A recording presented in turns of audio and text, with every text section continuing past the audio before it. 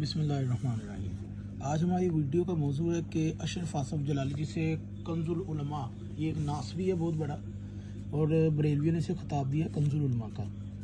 तो इस बदबख्त ने एक सेमिनार किया था मुआविया की शान में, तो उसने ना इसमें सारी झूठी हदीसें पढ़ी थी। तो एक हमने पहले हदीस बयान कर चुके हैं। अब ये हदीस मौजूआ फ़ी फ़ज़ाइल मुआविया यानी कि कारी नूर अहमद फैज़ी की लिखी मकतबा बाबुल उलूम उर्दू बाज़ार लाहौर की छाप के साथ। इसके सफ़ा नंबर हम चलते हैं 149 पर। यहाँ पे ना कंजुल उलमा नासबी अशरफ आसफ जलाली, हम ये गुजारिश करते हैं कि ये सेमिनार करते हैं खुल्लम खुल्ला, सरेआम सेमिनार करते हैं और उसमें नबी पे झूठी हदीसें बांधते हैं। ये बेशरम है और इनका दफा करने के लिए बरेलवी उलमा, कम से कम इनको इल्म रिजाल का नहीं पता। बयान करने से पहले बेगैरत शर्म कर लिया करें कि नबी पे झूठ बांध रहे हैं, और ये खुलकर झूठ बांधते हैं, लेकिन इनको कोई रोक टोक नहीं, पूछने वाला नहीं। क्यों? क्योंकि सब मिंबर मस्जिद चंदे सब इन्हीं के हाथ में है। जो मर्जी बनु मैया की शान में फ्री में बांधा जा रहा है आजकल।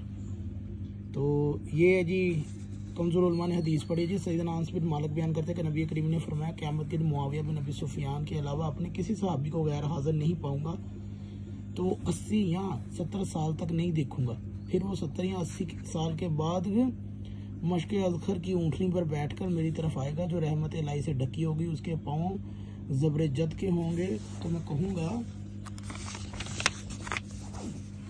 बिल्कुल से अगले सफ़े 150 पे मुआविया वो अर्ज़ करेगा, लब्बैक या मोहम्मद। मैं कहूँगा, तुम 80 बरस कहाँ थे? तो वो अर्ज़ करेगा, मैं अपने रब के अर्श के नीचे बाग में था। सो वो मुझसे सरगोशी करता था और मैं उससे उसकी तज़ीम करता था और वो मुझे अज़मत देता था। और उसने फरमाया कि मैं उसके एवज़ तुम्हें दुनिया में जो बूढ़ा कहा जाता है। मतलब ये कि हदीस का मतलब ये है कि अल्लाह के नबी 70 या 80 साल बाद क़यामत वाले दिन मुआविया से मिलेंगे और अल्लाह के नबी पूछेंगे कि मुआविया तो कहाँ था? तो मुआविया कहेगा कि मैं अल्लाह से सरगोशियाँ करता था, एक मुकाम पे था, जन्नत के अर्श के एक बाग में था। और वो क्यों था जी 70-80 साल? क्योंकि लोग ना दुनिया में मुआविया को बूढ़ा कहते थे। ठीक है जी। ये इसने जोरकानी की किताब से ना मौजू रवायत पढ़ी है, और ये रवायत आपको अल अबातील में मिलेगी। इसके जिल्द नंबर 1 में है जी, और इसके सफ़ा नंबर 125 पे है, और हदीस नंबर ये 242। जोरकानी ने ना इस रवायत, एक तो ये जोरकानी की रवायत मौजू है, इसके अंदर वो क्या बयान करता है जी, हमने इस रवायत का सनद का तर्जमा नहीं किया, वो फ़कत नाम यह है कि लिहाजा उनमें से जो आप खुद फरमा लीजिए कि सनद में दूसरा नाम अहमद बिन अली बिन साबित खतीब बगदादी का है। सनद से जोरकानी ने रवायत नकल की है, खतीब बगदादी की किताब में मज़कूर है। खतीब बगदादी ने इस रवायत को लिखने के बाद कहा है कि यह हदीस सनद और मतन दोनों लिहाज से बातिल है। हम समझते हैं कि इसको वकील ने गढ़ा है, वकील एक रावी का नाम है, और इसके तमाम रावी सक्का है मासवाए वकील के तारीख़ बगदाद में।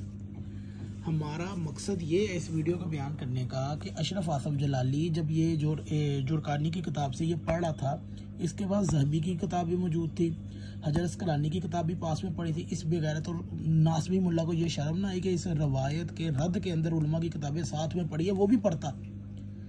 तो असल में ना मसला ये है कि नीचे बैठे हुए लोग भी गुमराह और जाहल है, और इसको सपोर्ट करने वाले मौलवी भी जाहल है, क्योंकि उन्होंने कौन सा इसके काले करतूतों पे कोई पर्दा डालकर ओपन करना है।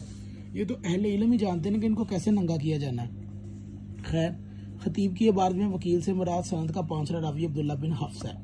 खतीब बगदादी ने इसको हदीस गढ़ने वाला करार दिया है। इसके अलावा बाकी रावियों को सक्का कहा है। इससे मालूम होता है कि इस शख्स ने मतन गढ़ा है, इसकी सनद पर चढ़ा दिया है। ज़रा गौर फरमाइए कि जोरकानी ने इस हदीस के बारे में खतीब बगदादी का हुक्म पढ़ा और जाना नहीं होगा, यकीनन पढ़ा जाना होगा, लेकिन क्या कीजिए जी, मुआविया का दफा करने के लिए भी इन बेचारों के पास झूठी रवायात मौजूद होती हैं। मतलब ये कि लिखने वाला कह रहा है कि इस बंदे के पास सारी किताबें मौजूद है टेबल पे, लेकिन ये कभी भी नहीं पढ़ेगा। खैर, हम बता देते हैं। इस सनद में चौथे रावी अब्दुल्ला बिन अदी अल हाफिज यानी कि इमाम अदी ने बराह रास्त अब्दुल्ला बिन हफ्स अल वकील से नकल किया है, और उसके हालात में बारे में ये लिखते हैं, ये अंधा शेख है, इसने इस हदीस में लिखी और ये हदीस चढ़ाता था। मतलब कि ये सही मतन की हदीसों के ऊपर अपनी हदीसें चढ़ा देता था और ज़बानी तौर पर मौजू अहादीस लिखवाता था, और मुझे कोई शक नहीं है उसने इस हदीस को गढ़ा है। फिर यही रवायत नकल करने के बाद कहा कि ये मौजू हदीस है, इसको अब्दुल्ला बिन हफ्स ने गढ़ा है। अल कामल और इब्ने जोजी ने भी अदी और खतीब बगदादी का हुक्म नकल करके इस हदीस को मौजू करार दिया। अल मौदूआत इब्ने जोजी में है जी। अलमोज़ इनकी झूठी गड़ी हुई हदीसें हैं। ये सयूती ने भी जोजी की जड़ा को ना सिर्फ ये कि मुकर्रर रखा, बल्कि इब्ने असाकिर के हवाले से इसको मज़ीद मुक़द्द भी कर दिया। मतलब ये कि हम इसमें ये साफ बताने की कोशिश कर रहे हैं कि जी ये जो कंजुल उलमा जो शियों के साथ मनाजरे के चैलेंज करते हो, भाई तुम लोगों ने शियों के साथ क्या मनाजरे का चैलेंज करना है? तुम तो हदीस भी झूठी बयान करते हो, अल्लाह के नबी पे झूठी हदीस बांधने वालों पे लाना, तो कॉन्फ्रेंस करते हो पूरी, मगर उसमें तुम्हारे पास सच्ची हदीसें नहीं मिलती। मुआविया की शान में एक भी हदीस सही नहीं है। अगर कोई एक हदीस भी सही है तो उसको साबित करो अपने उसूल के मुताबिक। एक भी हदीस, अगर एक भी हदीस सही होती ना तो बुखारी अपनी सही में ले आता। तो ये थी कंजुल उलमा की असलियत। अगली वीडियो, अगर आपको ये वीडियो अच्छी लगे तो ज़रूर शेयर कीजिएगा।